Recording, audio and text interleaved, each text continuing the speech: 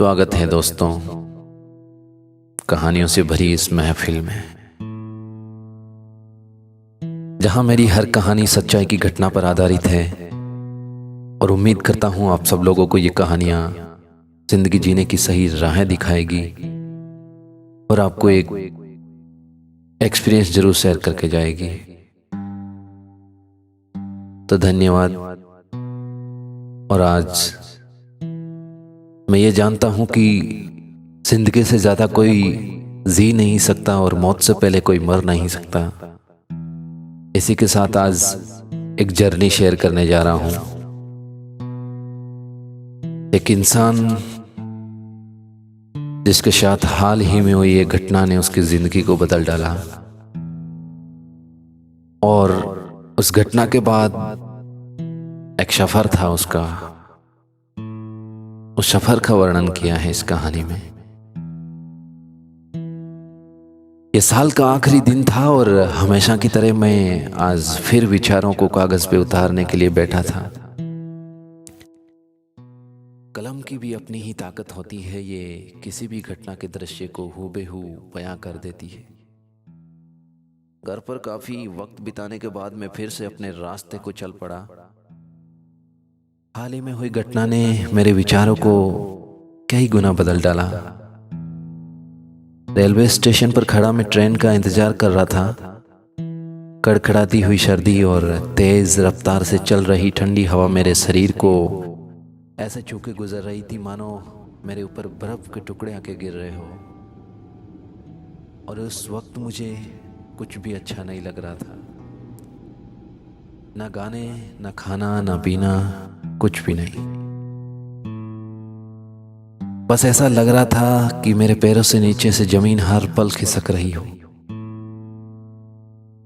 मैं 4 घंटे खड़ा खड़ा आसमान को ताड़ रहा था और ट्रेन का इंतजार कर रहा था। फिर अचानक ट्रेन की आवाज सुनाई पड़ी और मैंने अपना सामान लिया और ऐसी थरी में अपनी सीट पर जाके रखा। वहीं चारों तरफ गरीब शहर से आए हैं कुछ अमीर व्यापारियों ने अपनी अपनी टींगे हाँक के एक दूसरे को अपने को और अच्छा बताने की कोशिश कर रहे थे। वहीं कुछ टूटी फूटी अंग्रेजी बोलने वाली लड़कियां ऐसे शोर मचा रही थी मानो अमेरिका जाने का वीजा फ्री हाथ लग गया हो। खैर, अपने को क्या, काफी देर एक दूसरे को देखता रहा और ऐसा लगा जिसे देखो बाहर से खुश और अंदर से एक अनोखा दुख नजर आ रहा था। अब तकरीबन रात के 12 बजने वाले थे और मैं जहन में उठ रहे तूफानों का सामने किए जा रहा था। बारी बारी से मैंने कभी मोबाइल तो कभी लैपटॉप तो कभी किताबें तो कभी गाने सुनने की कोशिश कर रहा था, पर लेकिन आज कुछ अच्छा नहीं लग रहा था। मन कहीं और था और शरीर बस सफर किए जा रहा था। सुबह थोड़ी देर नींद आई, 1-2 घंटे, लेकिन आज प्यास नहीं लग रही थी। तकरीबन सुबह के 7 बजे और थोड़ा उजाला हुआ ही था और मेरी गाड़ी सूरत के स्टेशन पर जाकर रुकी।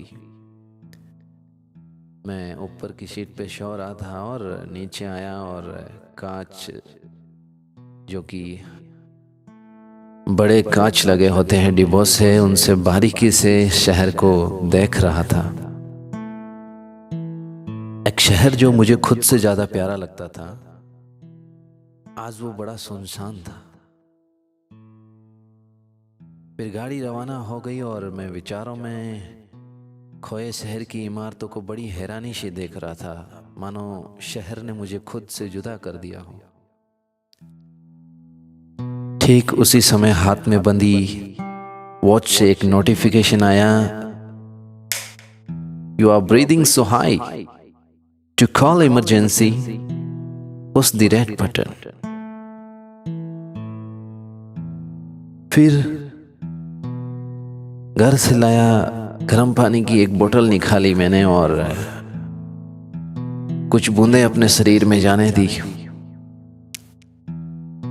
अब दोपहर का समय था और मुंबई आने ही वाला था और लोग 1 घंटे पहले से अपने सामान को गेट पे रखकर लोकल ट्रेनों को देखे जा रहे थे। मैं भी मुंबई के एक स्टेशन पर उतर गया। तकरीबन 40 किलो के मेरे पास बैग थे 2, पर मुझे आज सब कुछ हल्का सा लग रहा था। सामने खड़े कुछ टैक्सी वाले मराठी में मुझसे कुछ बतला रहे थे। भाऊ तुम्ही कुठे जाणार? आपण चलेगा ना भाऊ? पर आज मैं पैदल चलना चाह रहा था। शहर को देखते देखते तकरीबन 4 से 5 किलोमीटर पैदल चला और किसी लोकल ट्रेन के स्टेशन पर पहुंचा। मुंबई में आके ऐसा लग रहा था मानो गर्मियों की छुट्टियां बिताना आया हो कोई। यहां सर्दियों में भी गर्मी अपने पीक पर थी। आज वक्त था मुंबई की खास जगहों पर घूमने का और अपनी पुरानी यादों को फिर से ताजा करने का,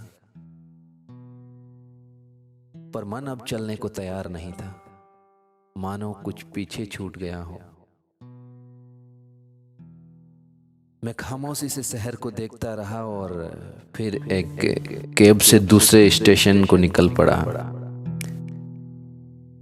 कैब ड्राइवर, ए मामा जल्दी करो ना तुम्ही, नहीं तो मला पुलिस फाइन करशील। ठीक है, मैंने खुशी से सामान रखा और आगे वाली सीट पे जाके उसके बगल में बैठ गया और उसके साथ बातों में लग गया। एक 60 साल का बूढ़ा टैक्सी चलाते हुए मुंबई की कुछ कहानियां और अपनी जिंदगी में हुई कुछ घटनाओं को बताने में बिजी हो गया, लेकिन मेरा ध्यान शहर की इमारतों की तरफ कहीं और ही ले जा रहा था। मुझे उसकी आवाज बस बैकग्राउंड में चल रहे एक म्यूजिक की तरह सुनाई दे रही थी, मानो इस शहर से मेरा कोई रिश्ता रहा हो। पर अब मैं स्टेशन पर पहुंच चुका था। ड्राइवर ने कहा, भाऊ तुम्ही टेंशन नको लेना, मी रखते ना तुमचा सामान। मैंने उसको मना किया और अपना सामान लेके मुंबई सेंट्रल रेलवे स्टेशन के अंदर गया और एक क्लॉक रूम में अपना सामान जमा किया और प्लेटफॉर्म पर बैठे लोगों को देखकर उनकी जिंदगियों के बारे में सोचने लगा। और आज तकरीबन 2 दिन बाद मैंने चाय पी और थोड़ा नाश्ता किया। मन कुछ हल्का नहीं हो रहा था, तो स्टेशन से बाहर जाके कुछ लोकल दुकानों पे दुकानदारों से बातें करके अपने मन को हल्का करने की कोशिश कर रहा था। लेकिन आज मैं स्माइल नहीं कर पा रहा था। थोड़ी देर बाद अगली ट्रेन का टाइम हो गया और मैं फिर अपने सफर को निकल पड़ा